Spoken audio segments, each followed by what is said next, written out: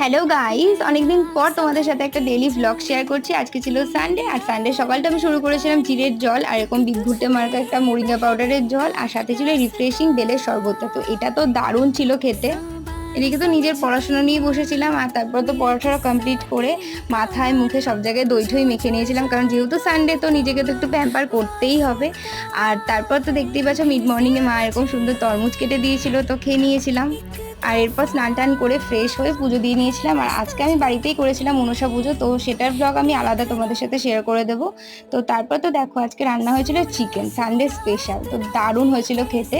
তো খেয়ে নিয়েছিলাম, খাওয়া টাওয়া করে তারপর তো একটু রেস্ট নিয়ে নিয়েছিলাম।